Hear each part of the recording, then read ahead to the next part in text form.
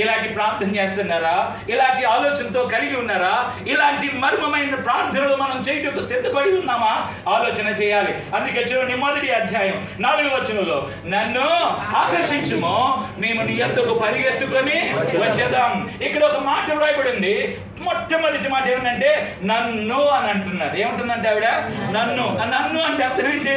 ఒక్కడే అని అర్థం, ఒక్కటే అని అర్థం, ఒక్కతే అని అర్థం. నేను రెండవది కింద ఏమనంటే మేము అంటూ ఉన్నాడు. ఎవరనంట?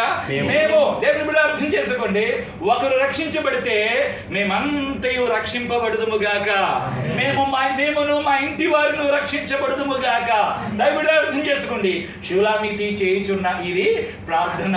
దేవుని బిడ్డ అర్థం చేసుకోండి, నన్ను ఆకర్షించుము అని అంటుంది దేవుని బిడ్డరా. అయితే ఒక మాటను నేను జ్ఞాపకం చేస్తూ ఉన్నా దేవుని బిడ్డరా, ఏంటంటే నన్ను ఆకర్షించుము అని ప్రార్థన చేస్తుంది కదా. ఆకర్షణ అంటే అర్థం ఏంటంటే లాగుట, గింజుకొనుట, సమకూర్చుకొనుట అని అర్థం. ఏంటంట దీనిని ఇంకా తెలుగులో చెప్పాలంటే, ఇంకా మీకు అర్థమైన భాషలో ఒక పదార్థంగా చెప్పాలంటే అయస్కాంతం. చెప్పండి ఏంటంట? అయస్కాంతం. అయస్కాంతం దేన్ని ఆకర్షిస్తుంది? బంగారమును, వెండిని, ఇత్తడిని, రాగిని ఆకర్షిస్తుంది కదా. అవునా కదా? అవునా?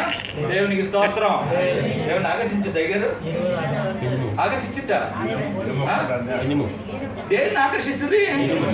ఇనుమును మాత్రమే ఆకర్షిస్తుంది. వెండిని, బంగారమును, రాగిని, ఇత్తడిని, వేటిని కూడా ఆకర్షించదు. సంఘం ప్రార్థన చేస్తుంది, ప్రభువా నన్ను ఆకర్షించంటే ప్రభు అంటాడు కదా, ఎందుకు ఆకర్షించాలా? ఎలా ఆకర్షించాలా? నీలో నా ప్రార్థన ఉందా? నీలో నా సహవాసం ఉందా? నీలో నా వాక్యం ఉన్నదా? నీలో నా పవిత్రత ఉందా? నీలో నా స్వరూపము నీలో ఉన్నదా? నిన్ను ఏ విధంగా ఆకర్షించాలి? నిన్ను ఏ విధంగా ఆలోచన చేయాలి? నిన్ను ఏ విధంగా తీసుకోవాలి? ప్రభు ఆకర్షించు. ఎప్పుడు చేస్తారు తెలిసే ప్రార్థన? చివరి సమయంలో ముసలోళ్ళు అయిన తర్వాత అప్పుడు చేస్తారు ప్రార్థన. ఏమని?